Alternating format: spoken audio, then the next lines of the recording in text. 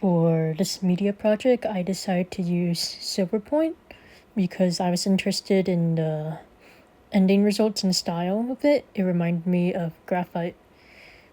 To start, I used the ground and laid it out on the paper that I wanted to use for this project. I wasn't really exactly sure how exactly to lay it out, but it ended up overall well, as you can see the next result where I painted it. And after that, I let it dry for about 2.5 hours, and then I removed the tape. Unfortunately, there was a tear at the top because of the paint that actually went underneath the paper. But overall, the result or the putting the ground was fine. And the next, I decided to use the Silverpoint pencil I got to do simple shapes such as a circle and a few lines just to test out the medium.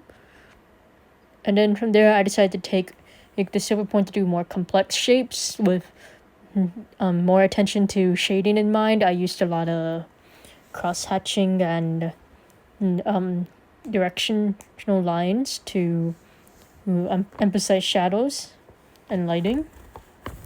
From there, I decided to put all this to test by painting a simple vase with some flowers in my house. As you can see, I laid out an overall shape of the table and the overall shape of the vase to start with. I decided to start one of the flowers a bit early just to see if there were any just to see how it would work or how I want to do the flowers. I decided that I would just take lines and focus on the lighting and the shape of the flower rather than trying to put too many details into it. Then from there, I finished the shading of the vase along with the lines and details. As you can see, I used a lot of cross-hatching for the shadows. And I went in different directions of the vertical lines that had detailed the vase.